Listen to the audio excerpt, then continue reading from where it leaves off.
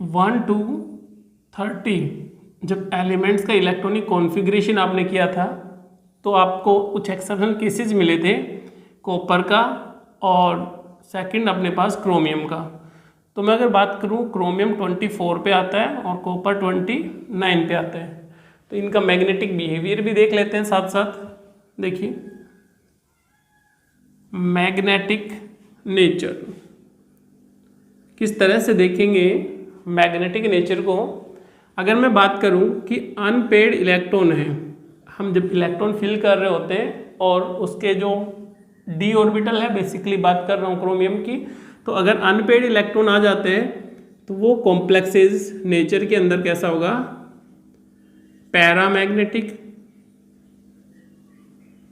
ठीक है, और जो पैरामैग्नेटिक कॉम्प्लेक्सेस हैं तो मैक्सिमम केसेस में वही क्या होते हैं, कलर्ड कंपाउंड। कंपाउंड भी कैसे होंगे, कलर्ड कंपाउंड का फॉर्मेशन करते हैं। इस तरह से समझेंगे अभी। अगर इलेक्ट्रॉन पेयरिंग में आ जाते हैं, ठीक है, तो इसका मतलब वो कंपाउंड कैसे होंगे, डाया मैग्नेटिक,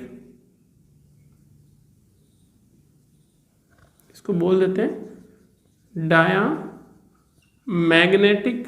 और डाया मैग्नेटिक है तो इसका मतलब कलरलेस कॉम्प्लेक्सेज होगा। ये नेचर पर देखेंगे।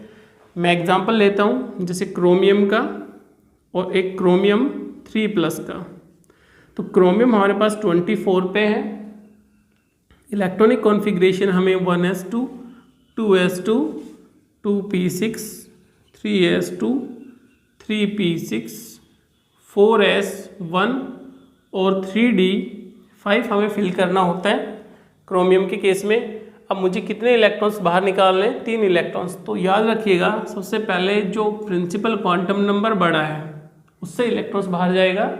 उसके बाद आपका SPDF कॉन्फ़िगरेशन के हिसाब से चलता है। तो सबसे पहले इलेक्ट्रॉन किसका, 4s का बाहर निकालेंगे, उसके बाद 3d का, क्योंकि हमें अब जो आंसर मिलने वाला है वो 1s2 2s2 2p6 3s2 3p6 4s0 और 3 इलेक्ट्रॉन्स बाहर निकाल लें तो हो गया 3d। यहाँ से 2 इलेक्ट्रॉन्स और निकाल दीजिए बाहर, तो ये 3d3। तो इसका मतलब हो गया कि भाई d में तो मेरे पास यहाँ पे इलेक्ट्रॉन्स कितने हैं, टोटल 5 1 2 3 4 5 अनपेड इलेक्ट्रॉन। और d में यहाँ पे इलेक्ट्रॉन्स कितने आए मेरे पास, 3 1 2 3। ठीक है ना, 3 इलेक्ट्रॉन्स फिल कर दिए। इसका मतलब होता है कि ये जो कॉम्प्लेक्सेज होंगे दोनों ही कैसे होते हैं नेचर के अंदर, पैरामैग्नेटिक, और ये भी कैसा होगा नेचर के अंदर, पैरामैग्नेटिक। लेकिन मैग्नेटिज्म ज़्यादा किसका होगा, इन दोनों में से ही बात करें कि पैरामैग्नेटिक नेचर यानी मैग्नेटिज्म ज़्यादा किसका होगा, यानी मैग्नेट से कौन जल्दी अट्रैक्ट होगा। तो उसका अपने पास फॉर्मूला होता है मैग्नेटिज्म निकालने के लिए, μ = n+2। n का मतलब होता है यहाँ पे नंबर ऑफ अनपेयर्ड इलेक्ट्रॉन। भाई कितने अनपेयर्ड इलेक्ट्रॉन होंगे, तो यहाँ पे अनपेयर्ड इलेक्ट्रॉन पहले वाले केस में देखिए, मैं कॉपर के केस में देख रहा हूँ, तो कॉपर के केस में मुझे कितने अनपेयर्ड इलेक्ट्रॉन मिल रहे हैं, 5। तो मैं इसका आंसर 5 + 2 का स्क्वायर रूट, और इसका जो आंसर आपका मिलने वाला है वो सोल्व करोगे तो 5.87 के समथिंग मिलेगा, यानी म्यू की वैल्यू मिलेगी। सेकंड केस के लिए अगर मैं म्यू की वैल्यू की बात करूं कॉपर 3+ के लिए, तो हमें वैल्यू कितनी मिलती है, अनपेड इलेक्ट्रॉन कितने हमारे पास 3, तो इसमें 3 + 2, तो आंसर मुझे इससे कितने मिलने वाला है, 3.7 के समथिंग। तो जिसका मैग्नेटिज्म ज़्यादा होगा मतलब वो ज़्यादा तेज़ी से मैग्नेटिक फील्ड की तरफ अट्रैक्ट होगा। तो मैं बोल सकता हूँ क्या, जिसके अंदर नंबर ऑफ अनपेयर्ड इलेक्ट्रॉन ज़्यादा होंगे उसी का मैग्नेटिज्म ज़्यादा होगा। भैया ऐसे आंसर निकाल सकते हैं। तो किसका, यानी कि क्रोमियम का मैग्नेटिज्म ज़्यादा है क्रोमियम 3+ से। ये तो क्रोमियम का केस हो गया आपका। अगर मैं आगे बात करूँ कॉपर की, तो उसमें भी इस तरह का एक केस लेते हैं। कॉपर के केस में देखिए, और कलर्ड प्रॉपर्टी का पता चली गया आपको।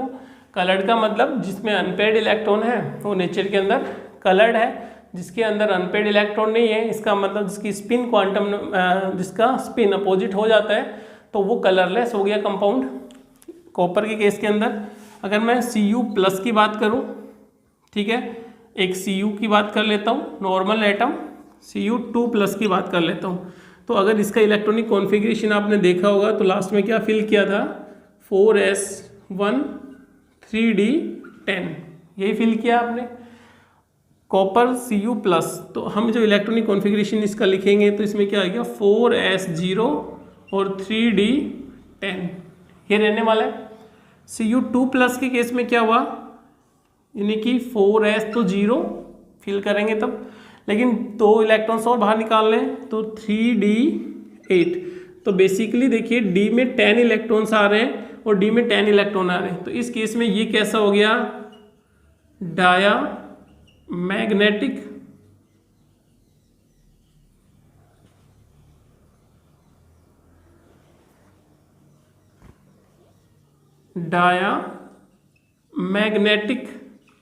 और कलरलेस कॉम्प्लेक्सेज हुआ, कलरलेस, ठीक है।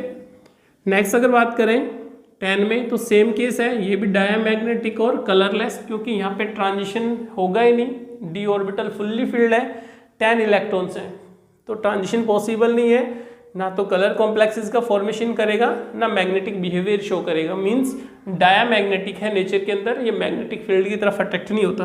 लेकिन Cu2 प्लस की बात करें तो इसमें हमें इलेक्ट्रॉनिक कॉन्फ़िगरेशन के फॉर्म में क्या मिला, 10 मिले थे इलेक्ट्रॉन, 8 मिले हैं, तो 8 का मतलब हमने इलेक्ट्रॉन्स को फिल कैसे करना है, 1 2 3 4 5 6 7 और 8 कर दिया।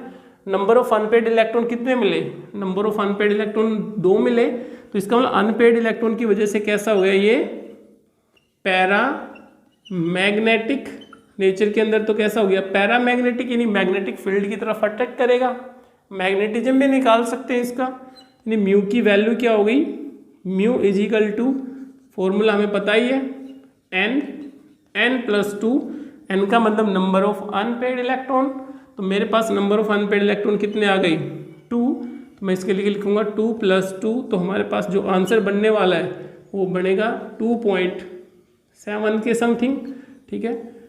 थोड़ा सा आप इस तरह से देखेंगे, देखिए आपको ये जो वैल्यू है ये सोल्व कर सकते हो किस तरह से, मैंने क्या लिखा कि भाई अनपेड इलेक्ट्रॉन कितने मिल गए मुझे, 5, तो मेरा आंसर आएगा 5 पॉइंट समथिंग, ठीक है ना। आप लोग 5 से ज़्यादा लिख सकते हैं, सोल्व भी नहीं करें तो डायरेक्ट हो जाएगा। जैसे अनपेड इलेक्ट्रॉन इसमें 3 आए तो मेरा आंसर कितना रहेगा, 3 पॉइंट समथिंग। अनपेड इलेक्ट्रॉन अगर 4 मिलते हैं किसी के अंदर तो उसका आंसर क्या, मैग्नेटिज्म क्या रहेगा, 4 पॉइंट समथिंग। अनपेड इलेक्ट्रॉन किसी के अंदर 5 होते हैं तो क्या मिलेगा, 5 पॉइंट समथिंग। इस तरह से हम क्या कर सकते हैं, नंबर ऑफ अनपेड इलेक्ट्रॉन देख के मैग्नेटिक बिहेवियर को शो कर सकते हैं। तो हमारा आंसर वाला है 2.7 के समथिंग। इसका मतलब क्या हो जाता है, 2.6 या 2.7 के समथिंग। तो यहाँ इन दोनों में बात करें तो नेचर किसकी, इसकी नेचर कैसी हो गई, ये नेचर के अंदर कैसा हो गया, पैरामैग्नेटिक, और ये नेचर के अंदर कैसे हैं, डायामैग्नेटिक। तो ये नेचर के अंदर डायामैग्नेटिक है। कॉम्प्लेक्स का कलर इंडिकेट कौन सा करेगा, पैरामैग्नेटिक वाला, क्योंकि उसी की वजह से क्या होता है, अनपेड इलेक्ट्रॉन की वजह से कलर होता है, क्योंकि ट्रांजिशन की वजह से आता है। लेकिन अगर मैं KMnO4, अगर मैं यहाँ से Mn की बात करूँ तो Mn+7 ऑक्सीडेशन स्टेट के अंदर है।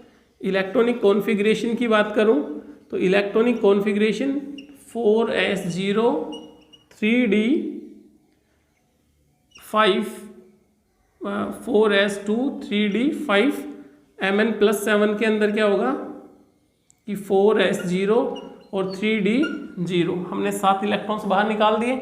लेकिन इस केस में अगर मुझे देखना पड़े कि पैरामैग्नेटिक है डायामैग्नेटिक है, इसका मतलब जो इसकी नेचर है, नेचर, ये जो मैग्नेटिज्म इंडिकेट होगा ये स्पिन ओरिएंटेशन से ना होके, देखिए स्पिन ओरिएंटेशन के बेस पे है, ये स्पिन ओरिएंटेशन पे ना होके ये होता है मैग्नेटिक बिहेवियर पैरा मैग्नेटिक, किसकी वजह से, ये ऑर्बिटल